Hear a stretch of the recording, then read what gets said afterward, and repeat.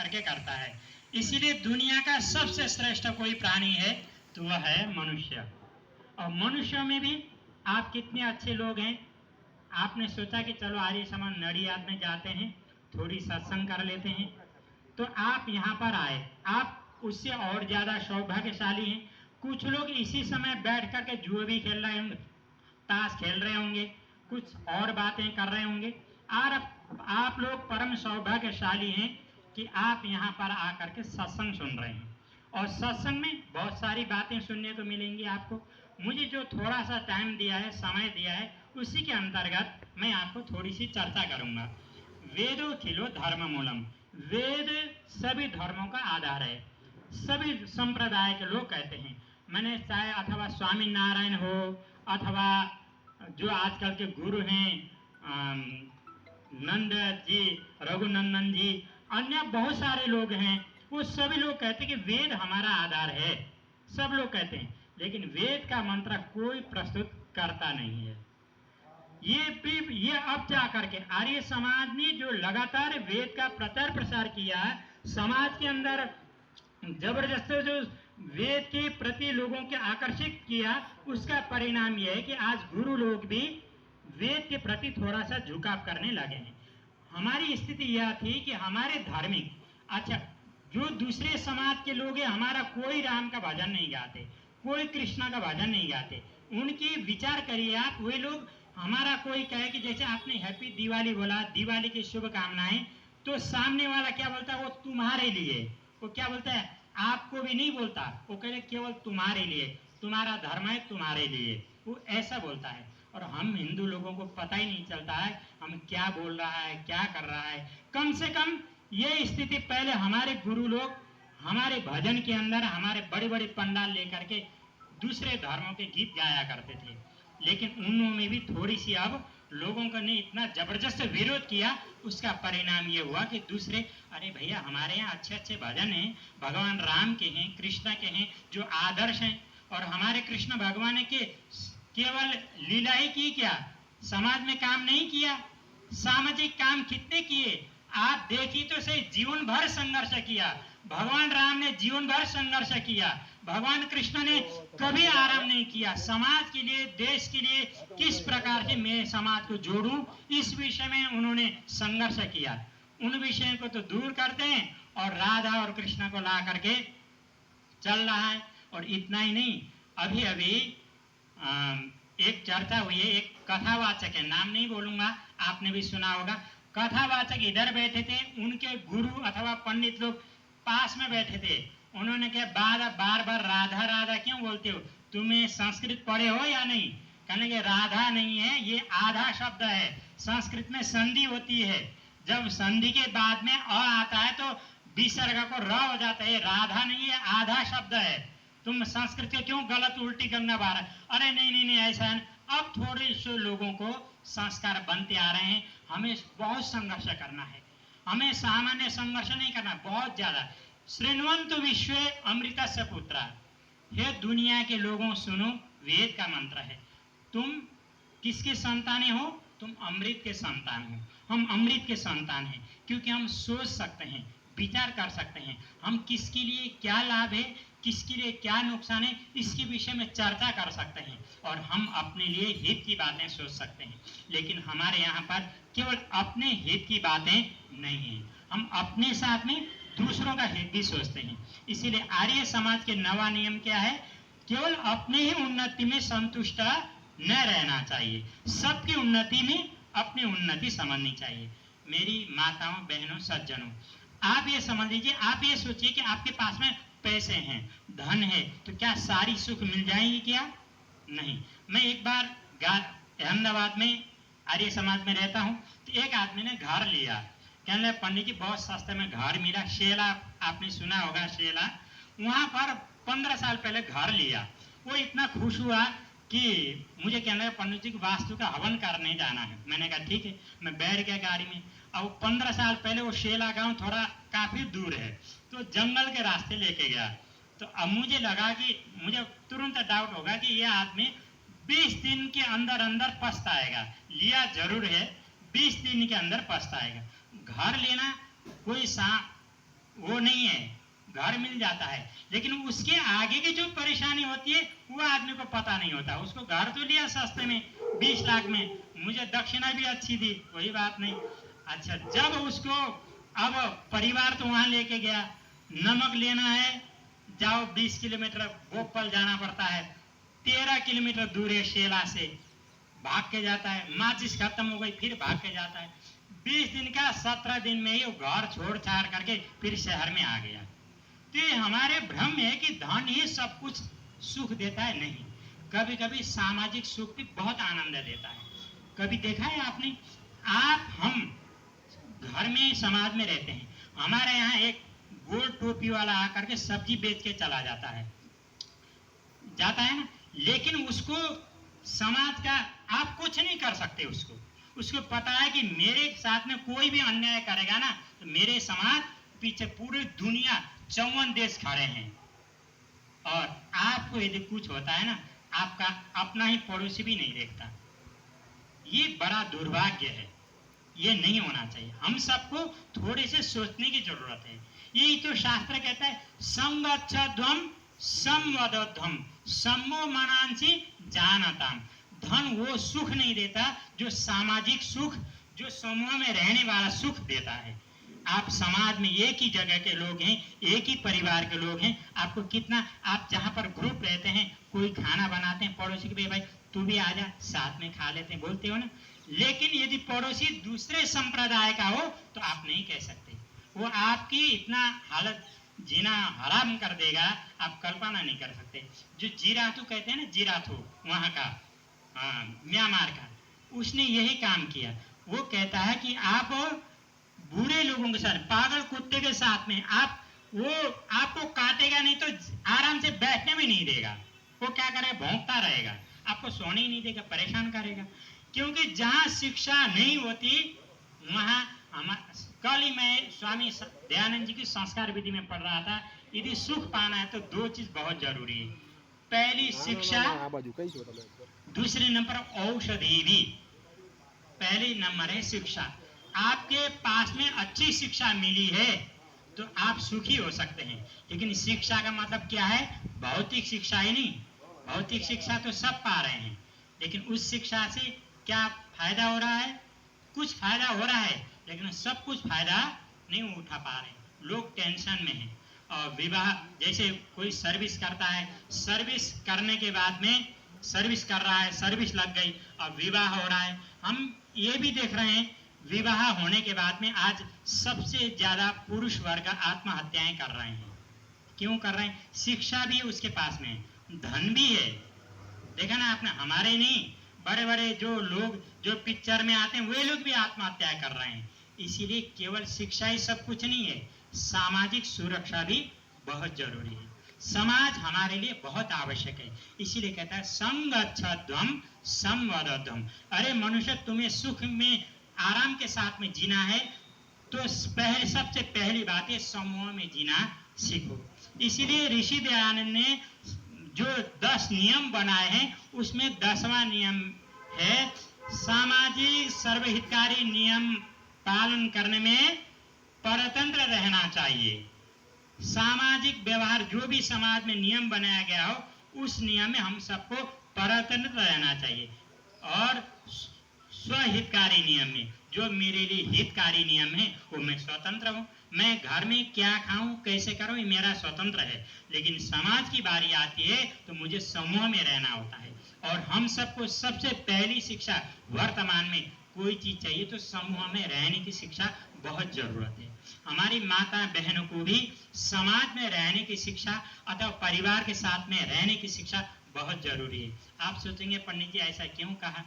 हमारी माताओं बहनों को जो आजकल शिक्षा है, हमारे पास में सोचते हैं, विचारते हैं, हमारी माताएं बहनें परिवार में, उनको ये लगता है कि मेरे माँ बाप, मेरे परिवार के लोग मेरे परिवार के लोग हैं। लेकिन पति के परिवार के लोग वो सोचते हैं कि ये मेरे नहीं है, ये नहीं होना चाहिए, वो भी आपके परिवार के लोग हैं। और मैं तो विवाह में एक चीज और समझाता हूँ आजकल, और लड़के का माँ बाप रोने लग जाते हैं वहीं पर।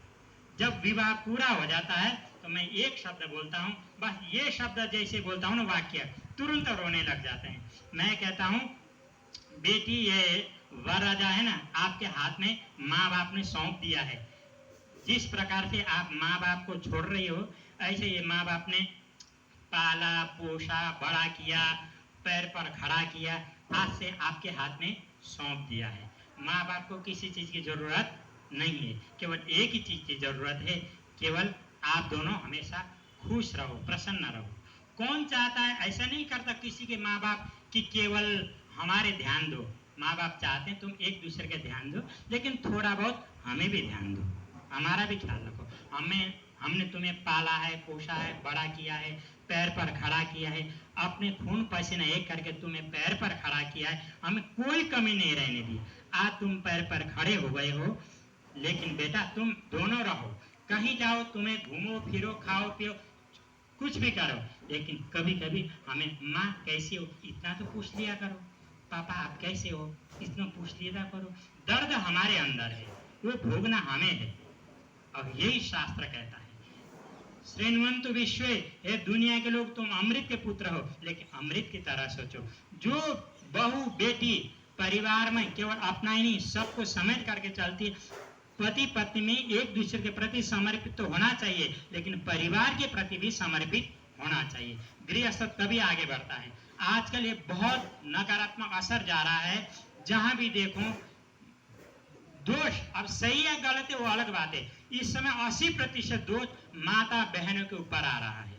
वो कहते हैं कि परिवार में शादी होने के बाद में ये ऐसा हो गया ना, वो हो गया, छुट्टा छड़ा हो रहा है, ये माताओं बहनों को सोचने की जरूरत है। जिस घर में जा रहे, विवाह होके जा रही है, कई बार हम इसमें बहुत छोटी छोटी बातें होती, जा रही है गाड़ी में बैठ के जा रही है, लड़की के माँ 10 बार फोन रहे, कहाँ पहुंचे कहाँ पहुंचे। अरे भैया परिवार के साथ में मिलने दो, भूलने दो। उस पर जिस घर में जा रहे हो, पहले फोन थोड़ी होता था, उस घर कोई उसको कुछ और कराने थोड़ी लेके जा रहे हैं, वो बहू बना के लेके जा रहे हैं, वो गहने पहना करके, कितने महंगे महंगे गहने पहना करके लेके जा रहे हैं, वो गलत जगह नहीं लेके जा रहे हैं, वो बहू बना के लेके जा रहे हैं। माँ को भी विश्वास होना चाहिए कि मेरी बेटी वहां बहू बन के जा रही है, मुझे फोन नहीं करना चाहिए, मुझे उसके साथ में परिवार में घुल मिलने देना चाहिए। ये सोचने की बहुत जरूरत है। आप बार बार फोन करेंगे तो क्या सोचेगी उसको, वो तो उस परिवार के साथ में घुल ही नहीं पाएगी, मिल ही नहीं पाएगी। यही हमारी संस्कार है, यही हमारी संस्कृति है। जब तक हम व्यवहार में, संसार में, संस्कृति में जी नहीं पाएंगे, तब तक परमात्मा का मिलना बहुत दूर है। पहली चीज हमें समाज में जीना है, और हमारे घर में ये आपको कहां से आएंगी, हमारे व्यवहारिक शिक्षाएं से आएंगी। और व्यवहारिक शिक्षा कहां मिलेगी, हमारे मंदिरों में, जहां पर हवन होता है, पूजा पाठ होता है, साधु संतों के पास में जाएंगे तो व्यवहारिक बातें आपको जानने को मिलेगी। हमें हमने क्या कर दिया, आज बेटे ने शादी कर ली, वो अपना अलग होकर के रह रहा है, सवेरे जा रहा है 9 बजे सर्विस में जा रहा है, शाम को घर आ रहा है, खा पी करके सो रहा है, साधु संतों से कोई मिलना नहीं। धन ही, मैं बार बार इसीलिए कहता हूँ, धन ही सब कुछ नहीं। अपने बेटों को कभी कभी माँ बाप भले वो अच्छा माने या ना माने, कभी कभी बुजुर्गों को अपने बच्चों के घर में चले जाना चाहिए, कभी कभी पंडित जी को भी उनके घर में चले जाना चाहिए। बेटा क्या हाल चाल है तेरा, तो उससे उनके थोड़े से संस्कार बदल जाते। और सवेरे सवेरे आप जानते हैं, और धर्मों के लोग और संप्रदायों के लोग अपने बच्चों को मंदिर ले जाते हैं, अपनी संस्था में ले जाते हैं। हमारे बच्चों को भी हमें कम से कम 7 दिन में एक दिन उंगली पकड़ करके मंदिर ले जाना चाहिए। आपने संस्कार दिया नहीं, अब आप रो रहे हो बुजुर्ग में, बच्चा देखता नहीं है, ख्याल नहीं रखता, कहाँ से रखेगा आपको। आपने संस्कार सीखा है क्या?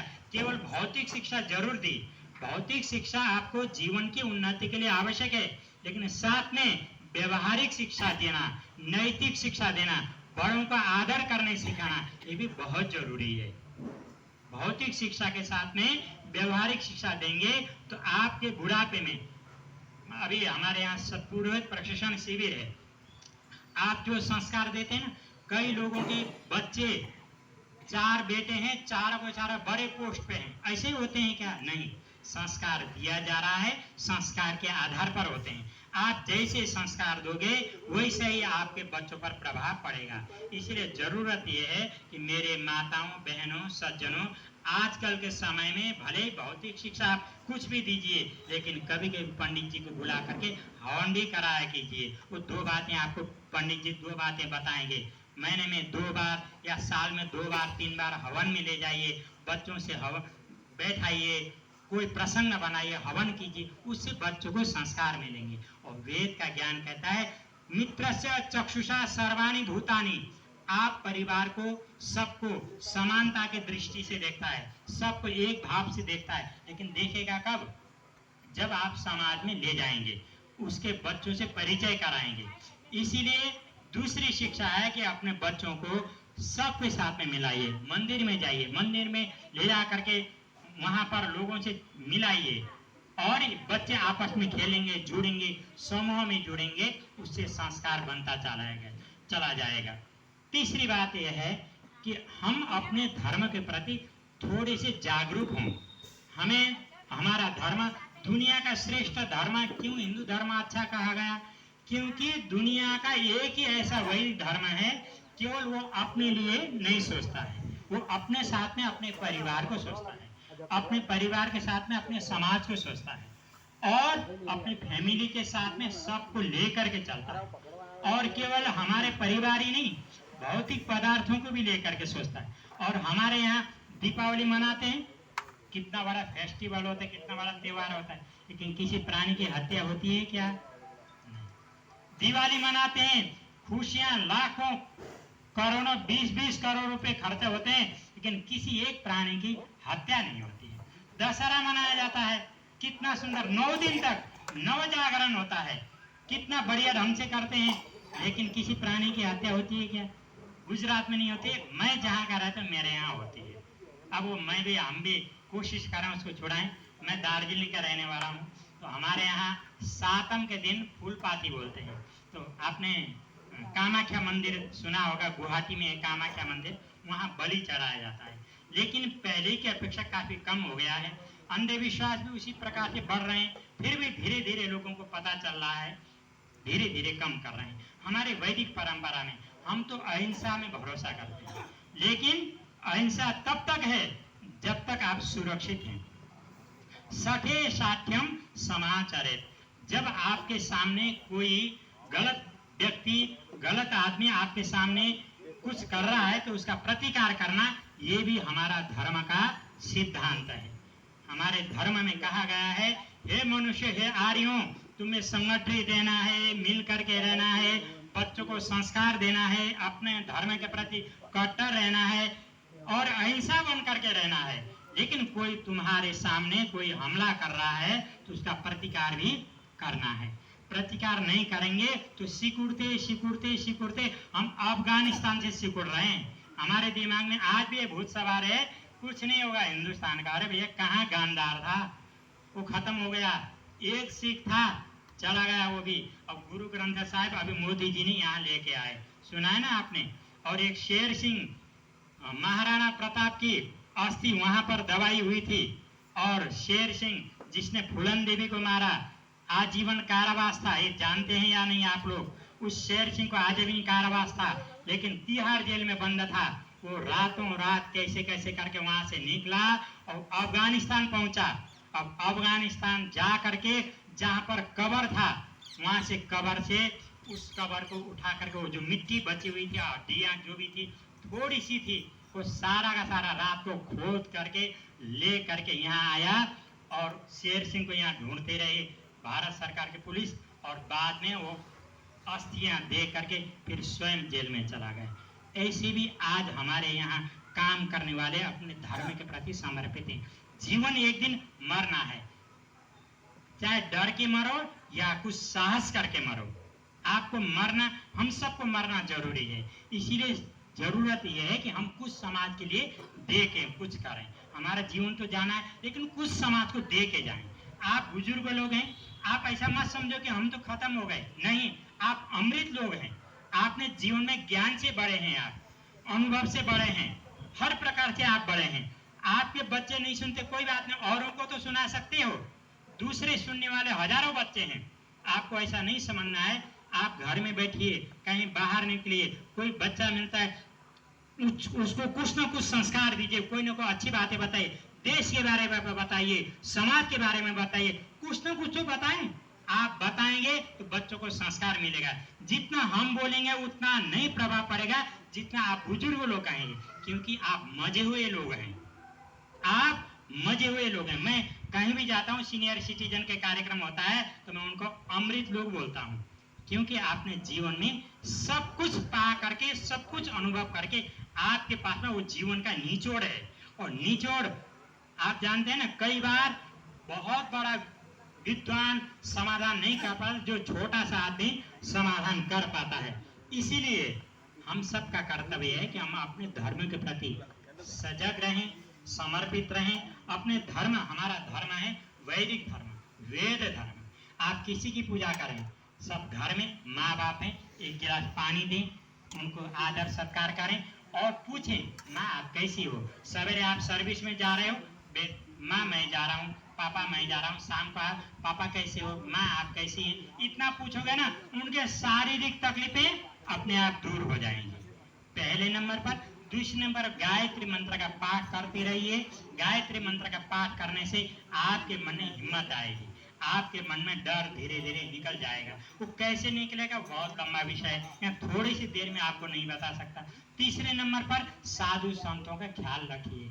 अब तो पंडित भी हमारे यहाँ गुजरात में तो बहुत कम हो गए हैं, क्योंकि हम लोग आदर सत्कार नहीं करते, तो पंडित लोग भी आजकल बच के निकल जाते हैं। इसीलिए ध्यान रखिए, आपके घर में पुरोहित आता है, पंडित आता है, उसका यथायोग्य जो भी आपसे बन सकता है सत्कार कीजिए, आदर कीजिए, जो भी हमारे से बन सकता है। और घर में बुला करके पंडितों का आदर कीजिए। इन विद्वान जो भी आते हैं आपके घर में संस्कार दे के जाएंगे। फटी हुई धोती पहनेंगे, लेकिन दूसरों का सर्वे भवन्तु सुखी नहीं बोलेंगे, औरों की तरह गलत संस्कार नहीं देंगे। ये हमारी संस्कृति ऐसी है, इसीलिए थोड़ी सी बातें आपके सामने रखें। आप सबने ध्यान से सुना। मुझे ज़्यादा न कहते हुए आप सबको धन्यवाद करते हुए अपने वाणी को यहीं पर विराम देता हूँ। धन्यवाद। खूब खूब आभार।